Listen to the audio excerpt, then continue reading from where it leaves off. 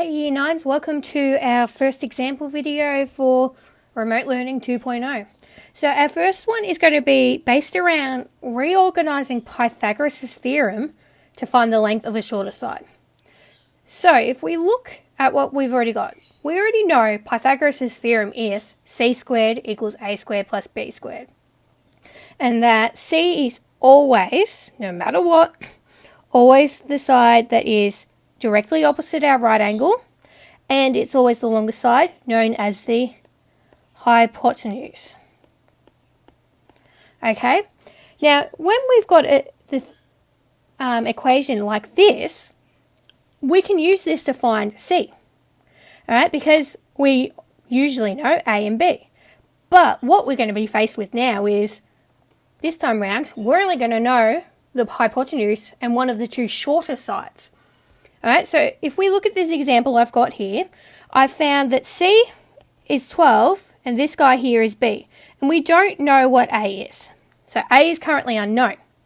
Now, if we follow how we would normally do Pythagoras, let's go substitute these numbers in. So I'm going to have 12 squared equals A squared plus 7 squared.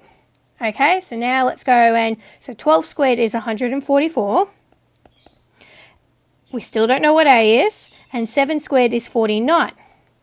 Now, somehow in all of this, we've now got to find out what A is. So we still have no idea what A is. Now, normally we would just add these two together and then square root it, but we can't do that. So what we have to do, which is a little bit evil and we really don't want to, is we have to minus 49 from both sides. So what we then end up with is 144 take away 49 equals a squared. Okay, so if I do 144 take away 49, I get 95. So 95 equals a squared. I can square root that, so a equals square root of 95, and I'll get my answer, which is 9.75 to 2 dp.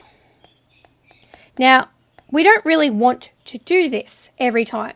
So what we want to do is rearrange this guy up here so that it's already in the correct order for us. All right? So if you remember,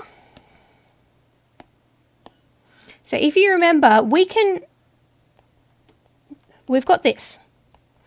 And A and B, we can swap them around. So if I had A was 3 and B was 4, we can still swap them around and get the same answer. So what I'm going to do is I'm going to rearrange this. So let's say if I wanted to find the side A squared. Okay, if we go back and look at our equation here, if you look at this guy here is C squared, and this guy here was B squared. So what I can do, looking at this, is I've actually got C squared take away B squared.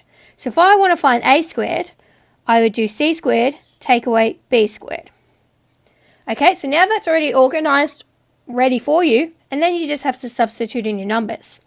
And the same would go for if you've got B squared. All right, we're going to do C squared take away the shorter side, A squared. The only thing you really need to remember in this, because we've got minus going on here, we can't swap A and C around. So I can't have my smaller number take away my bigger number. That's a big no-no, guys. So what you've got to remember, always the biggest number first.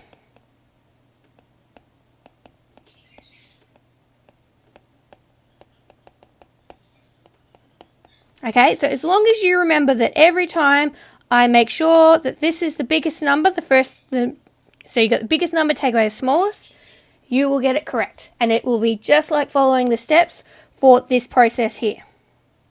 Okay, and that's pretty much all you need to know for this.